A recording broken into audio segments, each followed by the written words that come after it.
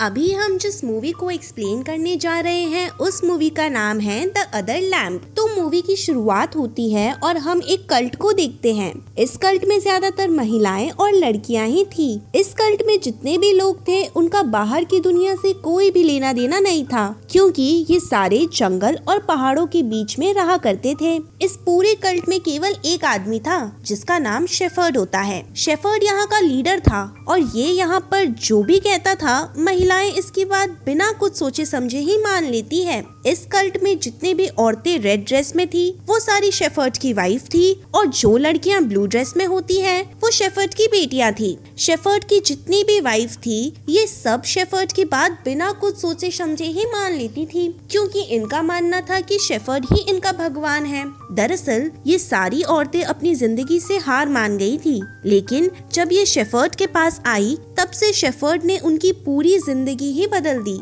और यही वजह थी कि ये सारी महिलाएं शेफर्ड की हर बात मानती थी। शेफर्ड की एक बेटी थी जिसका नाम सेला था, जो हमेशा अपनी मॉम के ही बारे में सोचती थी। शेफर्ड भी अपनी बेटी सेला को पसंद करता था, क्योंकि सेला के पैदा होते ही उसकी मॉम की डेथ हो गई थी। सेला हमेशा शेफर्ड से अपनी मॉम के बारे में पूछती है, लेकिन शेफर्ड हमेशा ही सेला की इस बात को इग्नोर कर देता है। शेफर्ड ने यहाँ पर कई सारे रूल बनाए थे, जिसकी वजह से अगर यहाँ पर कोई बीमार होता तो शेफर्ड उसे हॉस्पिटल ना ले जाकर उसका जंगल में ही इलाज करवाता, और अगर किसी भी महिला को यहाँ पीरियड चालू होता तो शेफर्ड उन्हें कुछ दिनों तक ग्रुप से बाहर रखता, क्योंकि शेफर्ड का मानना था कि पीरियड के समय महिलाएं नापक हो जाती हैं। इस ग्रुप में 2 और महिलाएं थी जिन्हें शेफर्ड के ग्रुप से बाहर रखा था, क्योंकि इनमें से एक औरत हमेशा ही बीमार रहती थी और दूसरी औरत शेफर्ड के नियमों का पालन नहीं करती थी। जो औरत शेफर्ड के नियमों का पालन नहीं करती थी उस औरत का नाम सारा था। शेफर्ड ने इन दोनों को अपने से थोड़ा दूर एक कैबिन में रखा था। इस गिल्ड में जितने भी लोग थे वो इनसे बात करना नहीं चाहते थे, क्योंकि उन्हें लग रहा था कि ये दोनों औरतें नापक है। एक दिन सेला जब अपनी बकरियां चराने गई थी तब सेला को यहाँ पहली बार पीरियड आता है।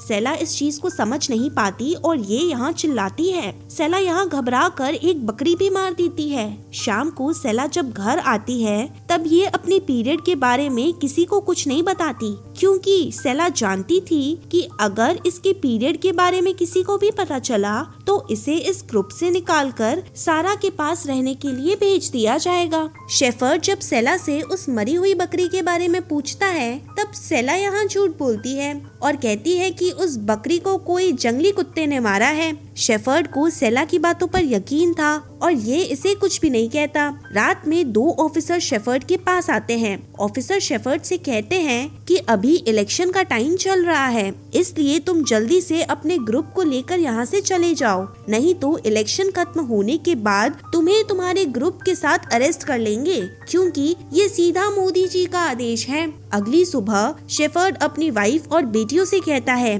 कि अब हमें यहाँ से जाना होगा, क्योंकि अभी मोदी की सरकार फिर से बनने वाली है और मोदी जी नहीं चाहते कि हम इस जंगल में रहे। शेफर्ड की बात सुनकर उसकी वाइफ और बेटियां अपना अपना सामान लेकर शेफर्ड के साथ झारखंड की तरफ निकल जाती हैं, क्योंकि शेफर्ड अब झारखंड के जंगल में अपना ठिकाना बनाने वाला था। सारी औरतें काफी खुश थी, लेकिन सेला अपने ही सोच में डूबी थी। सेला ने अपने पीरियड के बारे में किसी को भी नहीं बताया। ये लोग पूरा दिन चलते और रात होने पर ये टेंट लगाकर आराम करते हैं। रात में सोते समय सेला को डरावने सपने आते हैं। सपने में सेला शेफर्ड को देखती है जो बुरी तरह से एक बकरी को मार रहा था। सेला को लगता है कि पीरियड की वजह से इसे ऐसे सपने आ रहे हैं। सुबह होने पर ये सब फिर से झारखंड की तरफ निकल पड़ते हैं। रास्ते में इन्हें एक घर दिखाई देता है जो कि खाली पड़ा था, इसलिए ये सब आज रात यहीं पर रुकने का प्लान बनाते हैं। सुबह होने पर एक महिला को सेला के पीरियड के बारे में पता चल जाता है।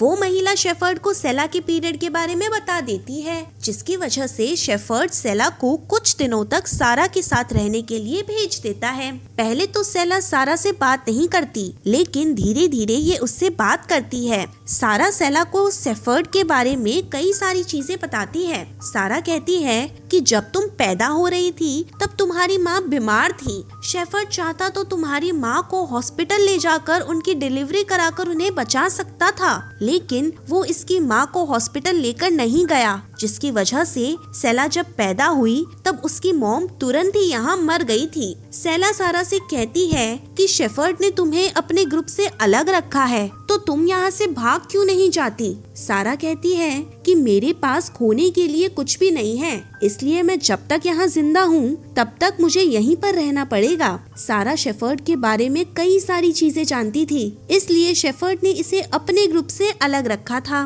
ताकि सारा किसी को शेफर्ड के खिलाफ भड़का ना सके। सारा की बात सुनकर सेला को भी शेफर्ड से नफरत होने लगी थी। सेला चाहकर भी सबको शेफर्ड की सच्चाई नहीं बता सकती थी, क्योंकि ये जानती थी कि कोई भी इसकी बात पर यकीन नहीं करेगा। अगले दिन ये सब जब जा रहे थे तब रास्ते में एंजेल को पेन होने लगता है, क्योंकि एंजेल प्रेग्नेंट थी और इसकी डिलीवरी का टाइम भी आ गया था। एंजेल यहाँ पर काफी रोती चिल्लाती है। इस जगह पर मदद के लिए ना तो कोई हॉस्पिटल था और ना ही किसी का घर। अब ना जाकर भी एंजेल की यहाँ डिलीवरी करवाई जाती है। एंजेल को यहाँ एक लड़का पैदा होता है, लेकिन डिलीवरी होने के बाद एंजेल की डेथ हो जाती है। एंजेल की डेथ से शेफर्ड को कुछ भी फर्क नहीं पड़ता। शेफर्ड एंजेल की डेड बॉडी यहीं पर जलाकर यहाँ से आगे जाने के लिए तैयार होता है, लेकिन सारा यहाँ आकर शेफर्ड पर काफी गुस्सा होती है। सारा एंजेल की मौत का जिम्मेदार शेफर्ड को ही मानती है।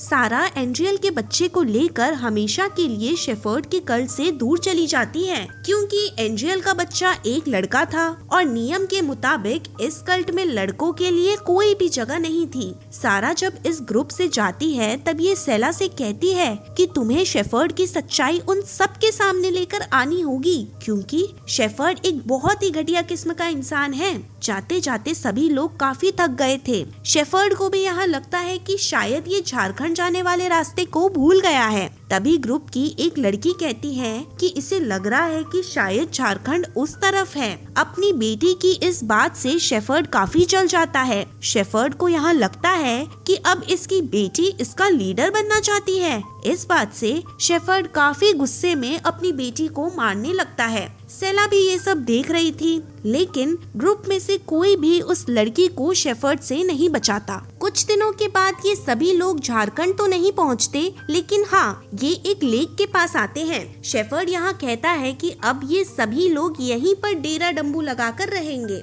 क्योंकि यहाँ पर काफी शांति है। ये सब यही टेंट लगाते हैं। रात में डिनर करके ये सब सोने जाते हैं। शेफर्ड सेला को अपने टेंट में बुलाता है। सेला को यहाँ काफी अजीब लगता है। शेफर्ड यहाँ अपनी बेटी सेला से बात करते करते ये सेला के साथ जबरदस्ती करने लगता है, लेकिन सेला खुद को बचाती है, जिसकी वजह से शेफर्ड यहाँ से चला जाता है। आधी रात में शेफर्ड अपनी सभी वाइफ को लेक पर लेकर आता है। शेफर्ड इन्हें जन्नत की सैर कराना चाहता था, इसलिए ये एक एक करके अपनी सारी वाइफ को लेक में डुबाकर उन्हें मार देता है। सुबह होने पर जब उनकी बेटियां अपनी अपनी मॉम को ढूंढती हैं, तब इन्हें इनकी मॉम कहीं पर भी नहीं दिखती। ये देखकर ये सब काफी डर जाती हैं। ये सब डर कर शेफर्ड के पास आती है, जो कि अभी भी लेक के पास ही था। ये लड़कियां यहाँ पर अपनी मॉम के कपड़े देखती हैं। ये सब यहाँ रोते हुए शेफर्ड से अपनी मॉम के बारे में पूछती हैं। शेफर्ड इनसे कहता है कि इसने इनकी मॉम को जन्नत में भेज दिया है,